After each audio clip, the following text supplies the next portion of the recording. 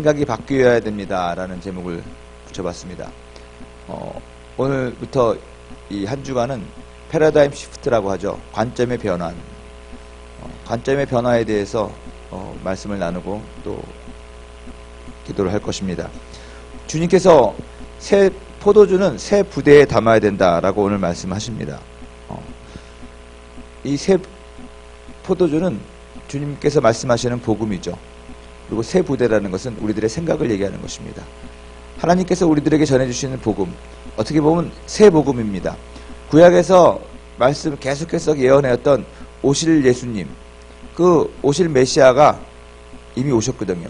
그리고 그에게 우리들에게 새로운 계명을 주신다는 것입니다. 지금까지는 예수님을 기다리기 위해서 사람들이 율법을 지키면서 살아왔습니다. 하지만 그 율법의 응답인, 율법의 완성인 예수 그리스도께서 이 땅에 오셨다는 것입니다. 하나님의 응답이 왔는데 우리는 여전히 그 응답을 믿지 않고 살아가는 우리들의 모습을 볼 때가 있습니다. 주님께서 우리들에게 새로운 계명을 주십니다. 새로운 복음을 주셨다는 것입니다. 그것이 새 포도주입니다. 그 새 포도주가 어디에 담겨야 됐느냐? 우리들의 생각 가운데 담겨야 된다는 것입니다. 그것이 새 부대라는 것입니다.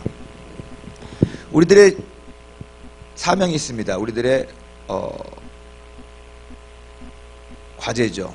그것은 뭐냐면 불변하는 진리를 급변하는 사회에 전하는 것입니다. 복음은 이제 변하지 않습니다. 예수님께서 우리들에게 주신 복음, 그 복음을, 그 진리를 이제 이 세상에 전해야 되는데, 이 세상은 과거랑 같지 않다는 것입니다. 너무너무 급변하게 변하고 있다는 것입니다. 우리들의 과제는 이 불변의 진리의 복음을 어떻게 하면 급변하는 사회에 전할 수 있을까? 이것을 위해서는 우리가 두 가지를 생각을 해야 됩니다. 첫째로는 복음이 무엇인지를 잘 이해해야 됩니다.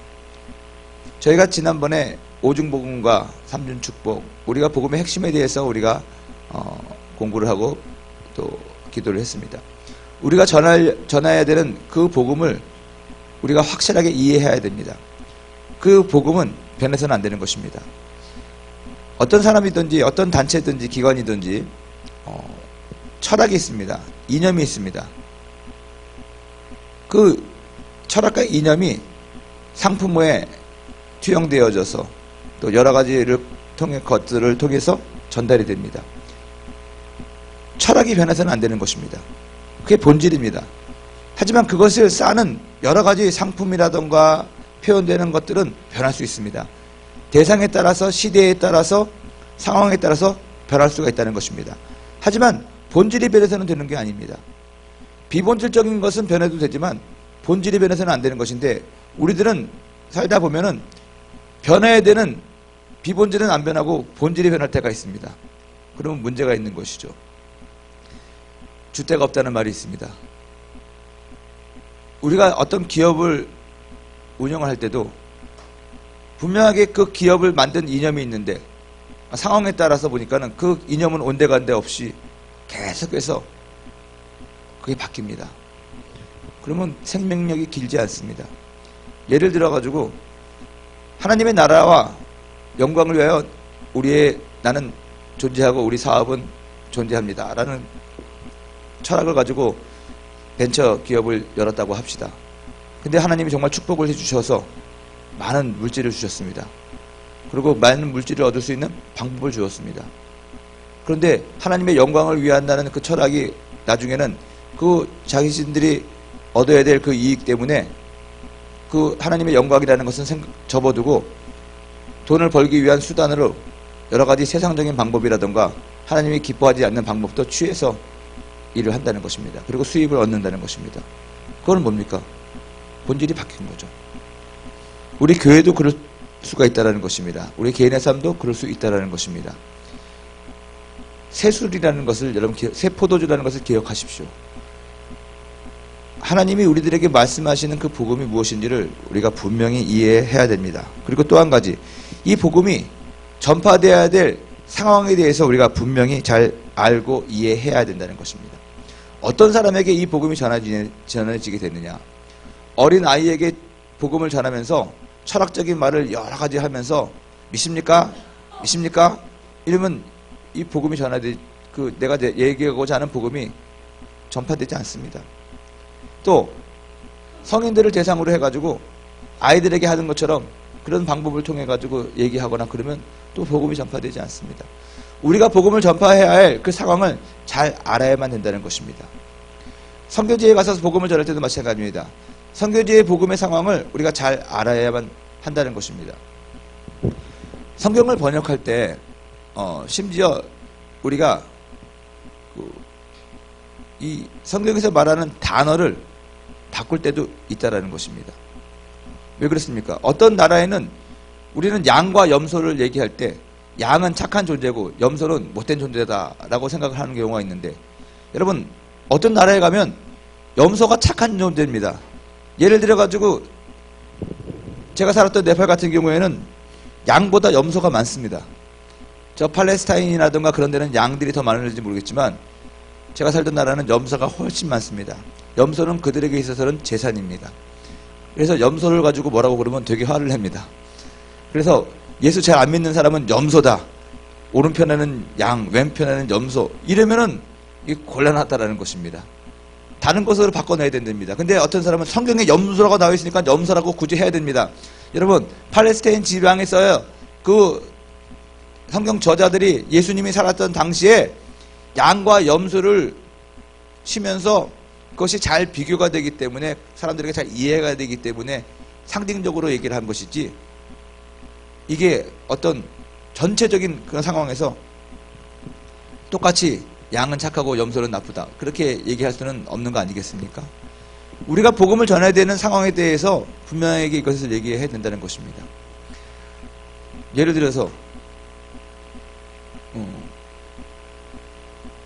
성경에서 각 나라마다 문화가 다 다릅니다. 우리들은 성경에 나와 있는 것은 이렇게 얘기합니다. 모든 사람에게 끝나고 갈 때 거룩한 입맞춤으로 서로 문안하라. 사도 바울이 그렇게 얘기를 했습니다. 그쪽 지방에서는 서로 거룩한 입맞춤으로 인사하는 것이 인사입니다. 그렇다고 입을 맞추라는 것이 아니라 저기 뭐 아직도 요르단이라든가 이스라엘이라든가 그런 데 가면은 서로 안고 뺨을 옆에다 대고 하는 걸 합니다. 그걸 내가 뭐라고 그런지 내가 이름을 까먹었는데 그렇게 인사를 합니다. 3번. 요르단에서는 3번 하고 이라크 가니까 2번씩 하더라고요. 그 나라마다 그런 방식이 다르지만은 남자가 여자가 이렇게 허구하면서 이렇게 입을 맞춰줍니다. 입을 맞추는 것이 아니라 뺨을 대면서 이렇게 소리를 냅니다. 우리나라에서 그렇다가는 어떻게 했습니까? 당장에 인터넷에 올라오고 난리가 날 것입니다. 근데 우리는 얘기합니다. 성경에 사도 바울이 편지를 끝마칠 때마다 거룩한 입맞춤으로 서로 문안하라고 그랬는데 이게 무슨 소리냐? 우리는 거룩한 입맞춤으로 서로 문안 안 하고 서로 만나면 악수를 하고 배꼽 인사를 하고 안녕히 가세요, 사랑합니다, 뭐 축복합니다, 이렇게 인사를 하죠. 이것이 인사입니다. 우리들의 상황 가운데 이게 잘 적용이 되는 것이죠. 우리가 복음을 전해야 되는 그 선교지 환경을 잘 이해해야 됩니다. 우리가 전할 메시지와 또 그 환경을 잘 이해하기 위해서는 제일 먼저 우리가 전제해야 될 것이 있습니다. 우리들의 생각이 바뀌어야 된다는 것입니다. 패러다임 시프트라고 하죠. 관점의 변화는요, 그 사물을 바라보는 그 생각의 그 관점이 바뀌어야 된다는 것입니다. 한번 다르게 생각해 봐야 된다는 것입니다. 왜 그랬습니까? 우리들은 항상 어떤 듣고 보는 것에 익숙해지고 하는 경향이 없지 않아 있습니다. 그것이 편합니다. 그러다 보니까 다른 것들을 우리가 잘 수용하지 않습니다. 특별히 우리 한국 사람들 가운데서 가장 장점이기도 하고 단점은 뭐냐? 우리들은 단일 민족이고 단일 언어를 사용하고 있다는 것입니다. 이것이 상당한 결속력을 가져다 주기도 하지만 상당히 배타성을 가져다 주기도 합니다. 중요한 것은 여러분, 다른 것은 다른 것이지 틀린 것이 아닙니다. 근데 우리는 나와 다르면 틀렸다고 우깁니다. 그래서 우리들은 회의를 잘 못해요. 회의하면 싸우거든요. 서로 다른 의견을 낸다고 해서 그것을 수용을 하라는 것이 아닙니다. 다른 의견이구나 라고 생각을 하면 되는 것입니다. 그리고 거기서 조율해서 맞춰가면 되는 것입니다. 그런데 나와 다른 의견을 내면 원수가 됩니다. 나랑 다른 노선을 걷는 빨갱이 아니야, 뭐 이런 식으로 얘기한다는 것입니다. 우리는 상당히 극단적인 것이죠. 요즘에는 얼마나 사람들이 지혜로운지 그거 가지고 싸우는 사람은 못 봤는데, 과거에 제가 결혼을 하기 전에 많은 선배들이 권면을 하더라고요. 부부가 서로 마음이 틀려지는 것은 큰 일 때문이 아니다. 작은 일 때문에 마음이 틀어지는 것이다. 그러므로 작은 일을 조심해라. 예를 들면 치약. 아침에 치약을 짜는데 남편은 밑에서부터 아껴 쓰느라고 쭉쭉쭉쭉 치약을 눌러 싸지만 부인은 가운데부터 쭉 눌러가지고 짜는데, 그거 가지고 남편과 아내가 티격태격 하더라. 치약을 밑에서부터 짜느냐 위에 가운데부터 쭉 누르느냐 때문에 사람이 갈등한다는 것입니다. 요즘에는 그런 갈등을 없애주기 위하여 치약 튜브가 너무너무 말랑말랑하고 소프트해서 밑에서부터 짜던 위에서부터 짜던 치약이 잘 나오게 되는데, 옛날에는 그렇지 않았거든요. 그래서 우리 권사님은 잘 알고 있지만 이렇게 마지막부터 해가지고 막 눌러가지고 이렇게 하고 그러지 않았습니까? 끝까지 다 짜내려고. 여러분, 세상이 좋아지다 보니까는 사소한 것 가지고 싸우지 말라고 이렇게 발전이 되는 것 같은데, 중요한 것은 그렇습니다.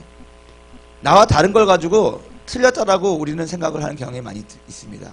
그러다 보니 우리가 다른 나라 사람하고도 관계를 하고 살고 그래야 되는데, 우리 한국 사람들이 상당히 독선적이고 자기 주관적인 것이 많이 있습니다. 그래서 협력이 잘 안 되는 것이죠.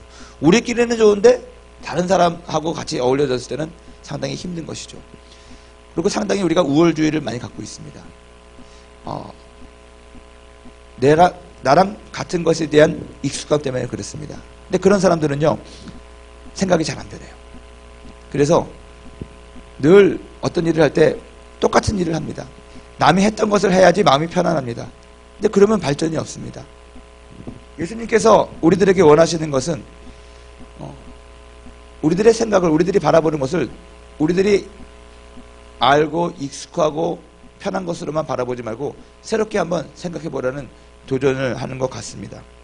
예수님께서 오늘 이 성경 본문에도 이 메시지를 전하시는데, 예수님의 메시지를 보면은요, 기존의 틀과 형식과 또 의미를 완전히 깨는 그런 메시지가 많았습니다.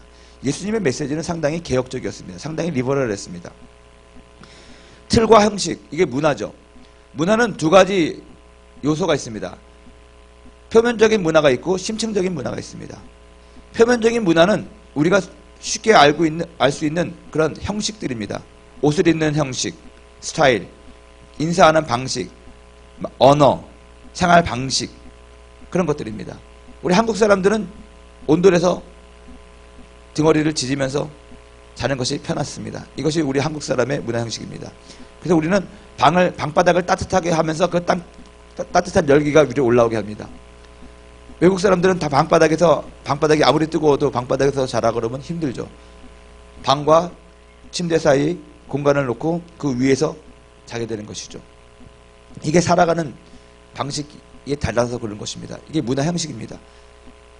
근데 문화에는 그런 겉으로 보이는 표면적인 그런 구조가 있지만, 더 중요한 것은 보이지 않는 심층적인 구조가 있다는 것입니다. 그게 뭡니까? 의미입니다. 의미. 사람들마다 다 의미를 가지고 있습니다. 모든 문화에는 형식이 있지만 그 속에 투영된 의미가 있다는 것입니다. 우리들은 사람들을 오라 할 때 어떻게 얘기합니까? 이리 오라고 합니다. 오라고. 근데 서양 사람들은 사람들을 갈 때 이렇게 한다는 것입니다. 이게 달라요. 네팔 사람들은, 우리들은 몸짓을 할 때 잘 모르겠는데요, 그러면 고개를 흔듭니다. 잘 모르겠는데요. 근데 네팔과 인도 사람들은 오케이가 이겁니다. 그래서 가게 가가지고 음식을 사면은 물건 500원만 깎아달라. 그러면 그 사람이 알았다고 해줍니다. 근데 우리들은 500원 너무 비싸게 불렀나? 그러면 안 된다고 하는구나. 300원만 깎아줘. 그럼 그 사람은 이상하게 생각합니다. 이상하다. 500원 깎아준다고 그랬는데 또 300원 얘기하네. 손해볼 거 없으니까. 그래. 그러면 우리들은 그럽니다. 아니 300원도 안 깎아줘? 치사한 놈 같은 이라고 100원만 깎아줘. 그러면 그 사람은 더 이상하게 생각해가지고 100원? 오케이 이럽니다. 그러면 우리는 이제 열받는 거죠. 이 더럽고 치사하다. 다 가져라. 그러는 것이죠. 보이는 형식은 똑같지만 표출하는 의미는 다르다는 것입니다. 여러분, 파푸아뉴기니아에 가면은 요즘에도 그런지 모르겠지만 이 문화인류학 그 책을 보면 여러 부족마다 그 관습과 문화가 다른데 우리들은 에이 더러운 자식 틱 하고 침을 뱉습니다. 기분 나쁘다는 거죠. 침 함부로 뱉으면 안 되는 것이죠. 서양에서도 침 함부로 뱉으면 안 됩니다. 비매너입니다. 그런데 파푸아뉴기냐 가면은 너무너무 친한 사람이 있으면은 그 가슴에 침을 뱉는다는 것입니다. 친할수록 착 하면 아우 너무 반갑다. 다른 거죠. 제 교수님이 나이지리아 선교사님이셨는데 지금부터 한 30년 전에 나이지리아 그 공항에 탁 도착을 했는데 신학교 교수였거든요. 그 신학교에서 학생들과 교수들이 미국에서 교수님 오신다고 비행장도 뭐 그 푸른 초당에 잔디밭 같은 데다 탁 비행기가 내리더래요. 환영을 하라고 왔습니다. 찰스 크라프트 해가지고 탁 프랭카드를 쓸고 있는데 비행기 트랙에서 내리자마자 사람들이 다 같이 좀 죄송합니다. 주먹으로 헉 이러더라는 거예요. 그래서 자기는 깜짝 놀라가지고 미국에서는 주먹으로 헉 이렇게 하면 그게 아주 쌍스러운 욕이거든요. 근데 그 모든 사람들이 주먹을 윽 이러니까는 저 사람들이 왜 내가 오자마자 나한테 저는 적대감을 표시할까? 근데 그쪽에서는 아주 대단한 환영이 이른다는 거예요. 의미가 다릅니다. 하나 더 얘기를 들으면 우리들은 노래할 때 하고 막 목소리를 떱니다. 할렐루야 하고 어느 교수님이 성악을 전공했는데 아프리카에서 환당식을 하면서 특송을 하게 됐습니다. 그래서 아주 자기가 그냥 그 여자 교수가 성악을 해가지고 불렀는데 사람들이 다 웃더라는 것입니다. 하나도 감동을 못 받은 거예요. 그래서 왜 저럴까 그랬더니 그 의미가 달라서 그래요. 우리들은 목소리를 떨면서 하고 막 높은 곳으로 올라가면 우리는 은혜 받는데 막 짜릿짜릿한데 그 사람들은 여자가 목소리를 울리는 것은 남편이 죽었을 때만 소리를 하고 울리는 거거든요. 그래서 노래 부를 때는 그냥 생소리로 부르는 것이 잘 부르는 거예요. 이게 형식과 의미입니다. 예수님은 그의 메시지 가운데에서 바리새인들의 유대인들의 전통을 깨는 형식을 부셔버리는 그런 메시지와 그런 행동들을 많이 했습니다. 안식일에 병 고치면 안 되는데 안식일에 병 고쳤습니다. 죄인과 세리와 창기와 같이 있으면 안 되는데 예수님은 그들과 함께 같은 상에서 밥을 먹었습니다. 그들과 같이 살았다는 것입니다. 율법은 가지 말라는 것이 많이 있습니다. 먹지 말라는 것이 많이 있습니다. 하지 말라는 것이 엄청나게 많이 있습니다. 그런데 예수님은 그러한 형식들을 다 깼다라는 것이죠. 그리고 여러분, 예수님은 그들이 가지고 있는 그 율법에 대해서 재해석을 하셨습니다. 나는 도둑질하지 않았는데요.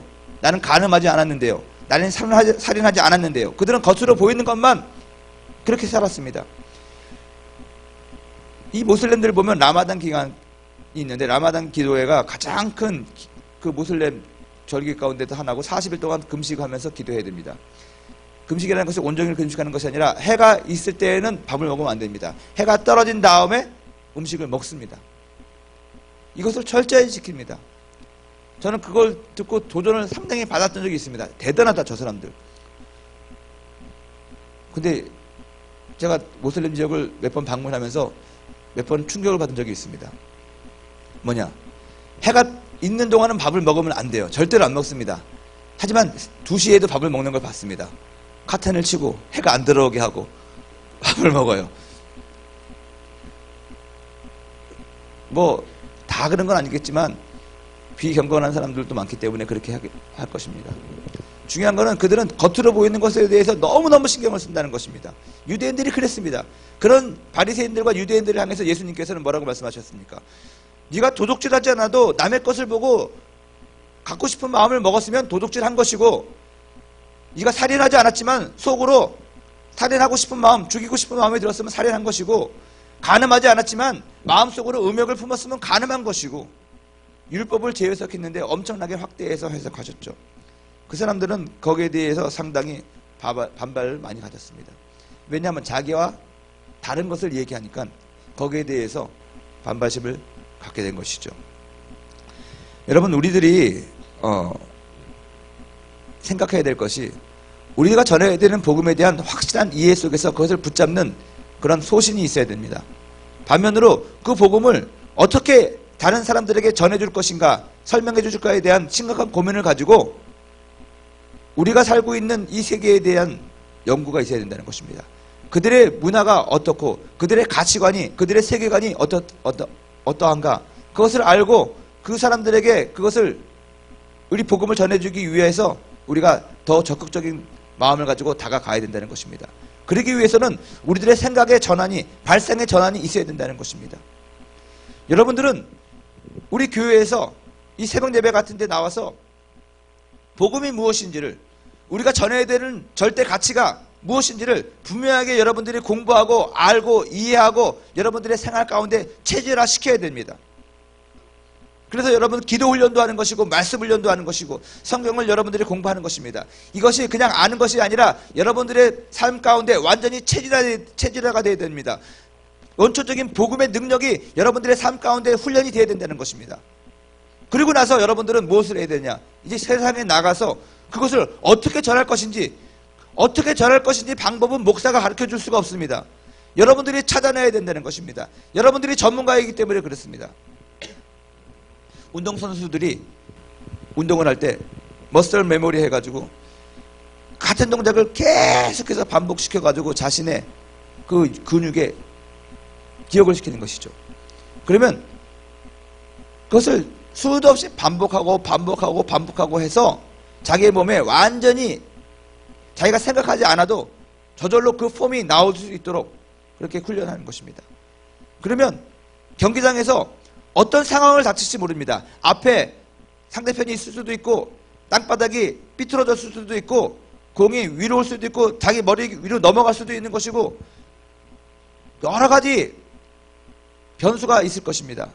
하지만 자기가 충분하게 공을 차는, 배트를 휘두르는 그런 훈련을 하고 그것을 머슬 머리를 시켜놓은 사람들은 어떠한 변수에도 불구하고 딱 정확한 폼으로 공을 차기도 하고 그 운동을 한다는 것입니다. 똑같습니다. 여러분들이 이 교회에 와서 정말로 철저하게 말씀 양육과 기도 양육과 그것을 해서 여러분들의 삶 가운데 완전히 그것을 체질화시켜야 됩니다. 그리고 그 체질화된 것이 여러분들의 삶의 현장에서 자연스럽게 나와야 되는데 그것이 표현되는 방법은 여러분들이 결정을 해야 되는 것입니다. 여러분들과 같이 더불어 살아가고 있는 사람들한테 어떻게 하면 이런 이 복음의 메시지를 잘 전할 수 있는 것일까? 라고 여러분들이 심각하게 고민을 하면서 그걸 해야 되는 것입니다. 좀 죄송한 얘기지만 왜 복음이 전파가 안 됐느냐? 복음은 세상을 구원시킬 수 있는 능력입니다. 저는 믿습니다. 복음은 어떤 것보다도 가치가 있습니다. 근데 교회의 방식대로 전파되기 때문에 사람들이 믿질 않는 거예요. 무슨 말인지 이해가 되십니까? 우리는 선교지에 가서도 복음을 전할 때 복음을 전하는 것이 아니라 한국 교회를 전할 때가 있습니다. 우리가 가지고 있는 문화를 전할 때가 있다는 것입니다. 그래서 어떻게 보면 전도가 안 되는 경향이 있습니다. 그들의 말로 듣게 하라고 그랬습니다. 한국말로 말한다고 그들이 듣는 것이 아닙니다. 그들이 가지고 있는 의미가 우리랑 너무 다르기 때문에 그들이 들을 수 있는 그 언어와 그 코드를 찾아야 된다는 것입니다. 근데 우리는 그런 거와 상관없이 무조건 우리 교회에서 익숙한 방법, 하나님의 방법, 그거대로 간다는 것입니다. 근데 여러분 중요한 것은 이 세상의 능력이 너무너무 세거든요, 지금은. 그래서 여러분들이 그 세상의 방법과 그 능력들을 이길 수 있는 그런 힘이 있어야 된다는 거예요. 그래서 이 복음은 엄청나게 강하기 때문에 그 세상의 방법과 세상의 가치관과 윤리들을 이길 수 있는데 이것이 우리들에게 어설프게 훈련이 되니까 여러분들이 깊은 데로 들어갈 수가 없는 거예요. 우리가 깊은 데로 보낼 수가 없는 거예요. 그래서 안전하게 우리들이 익숙한 방법대로 그렇게 하라는 것입니다. 저는 우리 청년들이 이제는 좀 더 전문성을 가지고 이 세상의 구석구석으로 들어가야 된다고 저는 믿는 사람 중에 하나입니다. 여러분들은 경제계로, 정치계로, 문화예술계로 더 전문성을 가지고 들어가야 됩니다. 이 세상 사람들보다 더 전문가가 되고 그들의 코드와 그들의 심리를 잘 알아야만 된다는 것입니다. 그리고 그들에게 여러분들이 가지고 있는 결론적인 그 가치를 전해줘야 된다는 것입니다. 신천지라든가 이단 사람들이 교회에 침투해가지고 상당히 오랜 시간 동안 성도로서 살아갑니다. 그러다가 결정적일 때 그들의 본색을 드러냅니다. 저는 생각해 봅니다. 야, 10년을 20년을 교회 생활했는데 저 사람이 그런 사람이었더니 믿을 수가 없다. 더 놀라운 거는 그렇게 10년 20년 있었는데 자신들이 가지고 있는 그 소신을 잃지 않았다는 겁니다. 그것도 전문성이에요. 우리들이 얼마나 이 하나님의 복음에 대해서 알고 있는지 한번 스스로 자문해 볼 필요가 있다는 것입니다. 그리고 나서 이 세상을 향해서 과감하게 도전장을 낼 수 있는 그런 용기가 있기를 바랍니다. 예수님의 전한 메시지는요, 항상 본질을 잃지 않았어요. 예수님이 말한 본질은 뭡니까? 죄사함입니다. 회개하라는 것이죠. 그 다음에 하나님의 뜻을 따라 살아가는 것입니다. 하나님의 나라, 하나님의 통치, 하나님의 다스림을 얘기했습니다. 이 세 가지가 예수님이 전한 핵심 메시지였습니다. 변하지 않았어요. 하지만 변하는 방법과 시기와 장소는 구분이 없었습니다. 상당히 파격적인 행보를 했다는 것이죠. 우리가 본받아야 될 예수님의 모습이 이런 것이 아닌가 저는 생각을 합니다. 새 포도주, 새 복음이죠. 또 은혜와 사랑입니다. 새 복음은요, 새 계명이잖아요. 내가 너희를 사랑한 것 같이 너희도 서로 사랑하라. 하나님을 사랑하고 이웃을 사랑하라. 율법의 모든 완성은 하나님 사랑, 이웃 사랑입니다. 이게 주님께서 전하는 새 복음입니다. 이게 은혜입니다. 여러분, 우리가 새 복음으로 무장해야 된다는 것은 예수님이 전한 이 새 계명으로, 새 복음으로 무장해야 된다는 것입니다. 하나님을 사랑하는 것만큼 이웃을 사랑해야 되는 것입니다. 우리가 교회 생활하면서 사랑과 은혜가 없어요, 사실은요. 사랑은 허다한 것도 덮는데 사랑은 모든 것을 들춰내는 그런 모습이 보입니다. 사랑은 오래 참습니다. 우리는 오래 못 참습니다.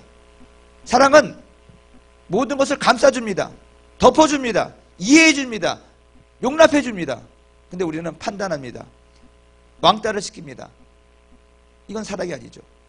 은혜는요, 거저받는 것입니다. 우리도 그래서 거저줘야 된다는 것입니다. 대가를 바라고 주는 것이 아닙니다. 거저주는 것입니다. 이해할 수 없는 것을 이해하고 용서할 수 없는 것을 용서하고, 그것이 우리들의 사랑과 은혜입니다. 이 세상에 용서받을 수 없는 죄는 없어요. 그게 은혜거든요. 그러면 교회는 모든 것을 수용하고 받아줘야 됩니다. 여러분들은 여러분 주변에 있는 사람들에게 모든 것을 그렇게 받아줄 수 있는 자세가 되어야 된다는 것입니다. 이것이 새 복음입니다. 예수님께서 변하지 말라고 절대 불변의 진리라고 말씀하신 그 명령이라는 것입니다. 이것을 마음속에 품고 우리는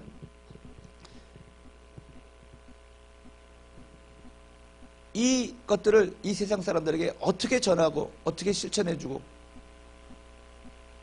해야 되나, 이것을 고민하고 우리가 찾아봐야 된다는 것입니다. 그러기 위해서 우리들에게 필요한 것이 뭡니까? 새로운 생각입니다. 새 부대입니다. 여러분들의 생각을 다시 한번 재점검해 주시기 바랍니다. 나는 지금 21세기를 살아가고 있는 20대, 30대가 가져야 될 그 생각이 충분히 있느냐. 제가 마지막으로 한번 얘기를 드리면요. 제가 여러분들과 같이 생활하면서 제일 두려운 것 가운데 하나가 뭐냐. 여러분들과 같아지는 것이 제 소원인데, 내 외모가 같아지는 것은 쉽습니다. 아니, 사실 쉽지는 않죠. 아무리 치장하고 발라도 이 주름과 이 검버섯은 지울 수가 없었기 때문에. 하지만 여러분들이 가지고 있는 의미를 알고 싶습니다. 그래야지 진짜 소통이 되는 것이거든요. 페이스북을 하고 카카오톡을 하고 청바지를 입고 다닌다고 해서 여러분들과 같이 되는 게 아니거든요. 여러분들이 과연 무슨 생각을 하고 있는지 그게 제일 궁금하거든요. 머릿속에 들어가고 싶은 생각이 있어요. 의미를 알아야지 진정한 소통이 되는 것이거든요. 근데 어쩔 때는요, 여러분들하고 나하고 거의 20살 이상 차이가 나는 사람들이 대부분이기 때문에 제가 이해하려고 해도 이해가 안 되는 게 있어요. 우리 아들이 살아가는 모습을 보면은 도무지 이해가 안 돼요. 하지만 아들이니까 다 용납해주고 있거든요. 그런 거와 마찬가지로 여러분들이 하고 다니는 그 모습을 보면 절대로 이해가 안 되지만, 내 아들이다, 딸이다 생각을 하고 이해해주려고 노력을 합니다. 하지만 그럼에도 불구하고 어쩔 때는 여러분들이 듣는 음악이라든가 여러분들이 입고 다니는 것을 보면 도무지 마음에 안 드니까는 이런 노래를 왜 듣냐? 이런 데를 왜 가냐? 라고 나도 모르게 또 잔소리가 나올 때가 있다는 것입니다. 그러면 이제 여러분들이 마음이 조금씩 이제 닫혀지게 되는 것이겠죠. 중요한 거는 서로 간에 가지고 있는 의미를 잘 알면서 거기에 코드를 맞춰 가는데, 그것이 기준이 없으면 삼천포로 가게 되는 거예요. 오늘 말씀이 좀 길었는데 마지막 결론으로 말씀드리는 것이 이겁니다. 우리가 변화해야 됩니다. 생각이. 근데 어떤 생각으로 변해야 되느냐? 하나님의 생각으로 변해야 돼요. 성경에서 말하는 생각으로 변해야 되는데, 이 성경은요, 여러분들이 생각하는 것처럼 고리타분한 책이 아니거든요. 정말로 우리들의 생각을 뛰어넘는 리버럴하면서도 여러분들보다 훨씬 더 자율성이 있는 그 메시지가 이 성경의 메시지거든요. 그래서 여러분, 성경에서 우리들에게 말씀하고 가르치는 그 의미와 그것을 우리가 잘 이해하고 우리들의 생각을 거기에 맞춰서 우리들이 이 세상을 바라보는 그 관점을 바꿔야 된다는 것입니다. 우리들의 패러다임이 바꿔야 된다는 것입니다. 이렇게 바꾼 패러다임을 가지고 이 세상을, 하나님이 사랑하는 이 세상을, 또 하나님이 사랑하는 자기 자신을 온전하게 용납하고 수용하고 잡아줄 수 있는 그런 노력이 있어야 된다는 것입니다. 아멘. 여러분들의 익숙한 생각에 머물지 마시고 여러분들의 생각 속에 하나님을 가두어 두지 마시기 바랍니다. 하나님의 생각으로 우리들의 생각을 채워주시기를 바랍니다. 한번 다르게 생각해 봅시다. 내가 편한 걸로 생각하지 말고 정말로 내 생각을 하나님께 생각에 맞추었다는 생각을 가지고 이 하나님의 말씀을 더 깊게 넓게 공부하고 이해하고 그 말씀과 더불어 생활하는 여러분이 되기를 바랍니다. 그리고 기도함으로 말미암아 하나님, 주님의 의미를 나에게 알려주십시오. 하나님의 깊으신 뜻을 성령 외에는 알 수가 없기 때문에 우리가 기도할 때 성령께서 도와주셔서 하나님의 말씀을 이해하게 하고 깨닫게 하고 조명해 주신다는 것입니다. 이러한 훈련과 이러한 모습들이 우리들에게 있기를 바랍니다. 그리고 그리스도의 군사로 대서로 무장되어서 세상을 나가서 세상을 정복하는 주님의 기뻐하는 여호수아들이 되기를, 하나님의 사람들이 되기를 주님의 이름으로 축원드립니다. 기도하겠습니다. 사랑과 은혜가 많으신 아버지 하나님, 생각이 변화되기 원합니다. 우리들의 관점이 변화되기 원합니다. 우리들의 관점이 하나님의 관점이 되게 도와주옵시고 주의 뜻을 온전히 이루며 살아갈 수 있도록 축복하여 주시옵소서. 감사하며 예수님의 이름으로 기도드렸습니다. 아멘.